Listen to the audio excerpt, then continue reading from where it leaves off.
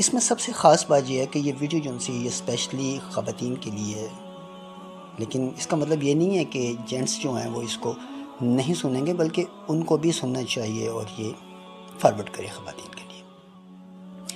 آپ نے ایک چیز نوٹ کی ہوگی، آپ نے دیکھا ہوگا کہ ایسی لڑکیاں جن کی جب شادی ہوتی ہے تو وہ شادی کے بعد یہاں تک کہ نکاح کے فوراً بعد اپنے نام کے آگے جو ان کے باپ کا نام ہوتا ہے اس کو وہ ریموو کر دیتی ہیں اور اس کی جگہ پر اپنے ہسبینڈ کا نام لگا لیتی ہیں۔ اس پر تھوڑا سا غور کرنا ہے کہ یہ کیا ہے، باپ کا نام کیوں لگایا جاتا ہے اور ہسبینڈ کا نام کیوں ضروری ہوتا ہے، قسمت میں ضروری ہوتا ہے۔ سب سے پہلے یہ یاد رکھیے گا کہ باپ کا جو نام ہوتا ہے وہ ایک نسل کو ظاہر کرتا ہے، حسب نسب کو ظاہر کرتا ہے، آپ کے شجرے کو ظاہر کرتا ہے کہ آپ کا باپ، آپ کا دادا، آپ کا پردادا سو آن یہ کس نسل سے تعلق رکھتے تھے۔ آپ کے نسل کی پہچان ہوتی ہے آپ کا باپ۔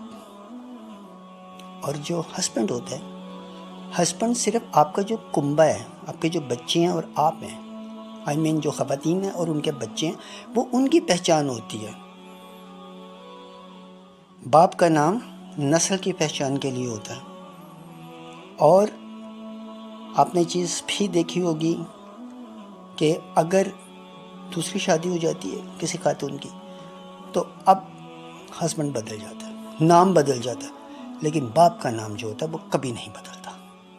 چلیں اس کو تھوڑا سا ہم روایتاً اپنے دین کے حوالے سے دیکھ لیتے ہیں۔ آپ یہ بتائیے گا کہ نبی پاک صلی اللہ علیہ وسلم کی 9 ازواج مطہرات تھیں، ان میں سے کس نے اپنے نام کے ساتھ محمد لگایا؟ کسی نے نہیں لگایا۔ حضرت عائشہ صدیقہ تھیں تو وہ حضرت عائشہ صدیقہ ہی رہیں، خدیجہ تو زہرہ تھیں تو وہ خدیجہ بنت خویلد تھیں تو انہوں نے وہی نام رکھا۔ کسی نے خدیجہ محمد نہیں کیا، نہ ہم نے سنا نہ کہیں پڑھا۔ جویریہ بنت حارث تھی تو وہ جویریہ بنت حارث ہی رہیں۔ اور رملہ بنت ابو سفیان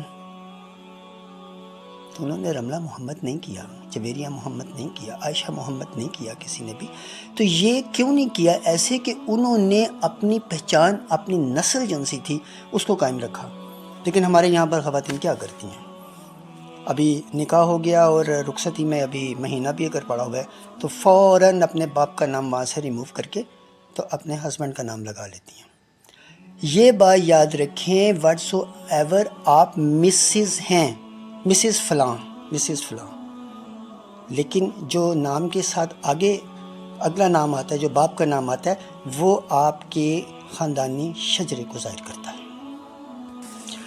لیکن یہ میں کوئی فتویٰ نہیں دے رہا ہوں کہ آپ کو ایسا نہیں کرنا چاہیے، یہ غلط ہے، یہ ہے، وہ ہے۔ میں تو صرف سوچ کا ایک راستہ آپ کو دے رہا ہوں جس پر کہ آپ چل کر صرف سوچیں اس کو کہ ایسا کرنا چاہیے کہ نہیں کرنا چاہیے۔ لیکن اگر آپ کرتے ہیں تو it is not in Islamic, کیونکہ رول تو نہیں دیا گیا نا۔